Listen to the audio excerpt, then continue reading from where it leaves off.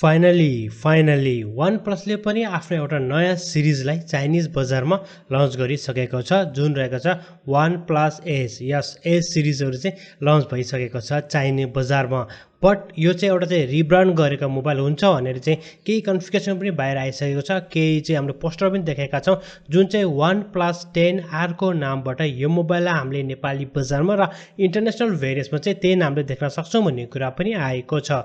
So यो भिडियोमा हामीले कुरा गर्नेछौं OnePlus को चाहिँ नयाँ जुन सिरिज स्टार्ट गरेको छ चाइनामा OnePlus S को चाहिँ कन्फिगरेसन र नेपाली बजारमा यसको प्राइस चाहिँ के कति हुने सम्भावना रहेको छ भन्ने बारेमा र कहिले चाहिँ लन्च हुन्छ भन्ने बारेमा। OnePlus को बारेमा त तपाईहरुलाई थाहा नै छ। OnePlusले पनि आफ्नो मोबाइलहरुलाई छिटै नै नेपाली बजारमा चाहिँ लन्च गर्ने चाहिँ गरेको छ। यदि हामीले यो मोबाइलको स्पेशलको कुरा गर्ने चाहिँ डिजाइनर लुक्स पनि के राम्रो नै छ। पछाडीपट्टि तपाईले चाहिँ OnePlus लेखेको तल देख्नुहुन्छ भनेपछि तीनवटा क्यामेरा रहेको छ र मेन क्यामेरा चाहिँ 50 मेगापिक्सलको चाहिँ यसको रहेको छ। साथमा यसमा चाहिँ डायमेन्सिटी को चाहिँ प्रोसेसर रहेको छ जुन चाहिँ डायमेन्सिटी 8100 मैक्स को रहेको छ भने 150 वाट का चाहिँ सुपर फास्ट चार्जिङ एडाप्टर रहेको छ।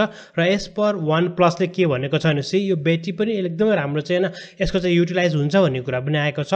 आफ्टर 4 to 5 इयर्स पनि ब्याट्री चाहिँ 80% सम्म चाहिँ यसको हेल्थ रहन्छ भन्ने पनि कुरा चाहिँ आएको छ। र चाहिँ यो मोबाइल चाहिँ हामीले चाहिँ छिटै नै 7 मिनेट भित्र चाहिँ चार्ज गर्न सक्छौं भन्ने कुरा पनि आएको छ। लेट्स सी हेरौं त्यो तपाईहरु 717 त्यस्तै अन्डर 20 मिनेट भित्र चाहिँ तपाईले फुल चार्ज चाहिँ गर्न सक्नुहुन्छ। बट या ब्याट्री चाहिँ को बारेमा चाहिँ OnePlusले के भनेको छ भनेपछि यसको ब्याट्री जुन हुन्छ यसको चाहिँ लाइफहरु पनि एक्सटेन्ड हुन्छ र तपाईले चाहिँ 2-4 वर्ष चाहिँ युज गरे पनि 80% सम्मको चाहिँ ब्याट्री त्यसको चाहिँ राम्रो हुन्छ भनेको छ।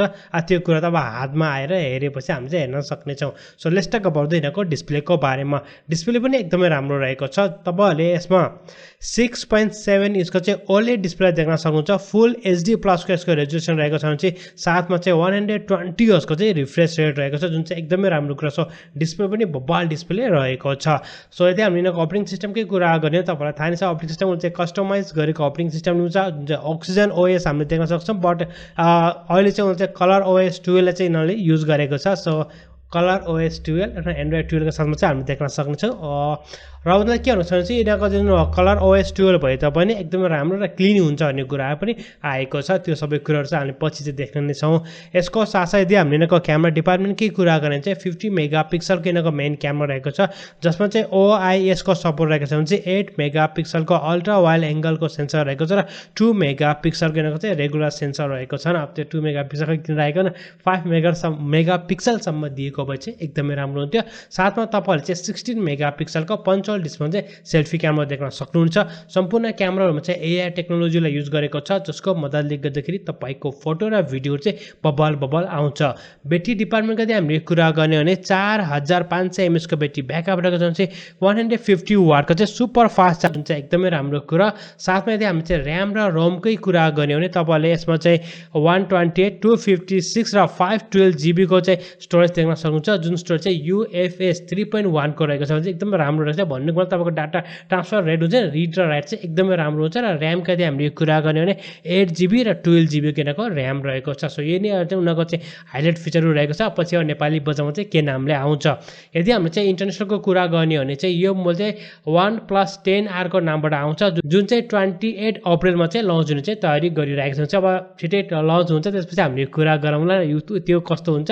यदि हामीले डिजाइन लुक्सहरु हेर्ने यिनको पोस्टरलाई यदि हामीले मध्यनजर राख्ने चाहिँ डिजाइनर लुक्स चाहिँ सेम नै रहेको छ र 150 वाट का सुपर फास्ट चार्जिङ एडाप्टर पनि यसमा रहेको छ।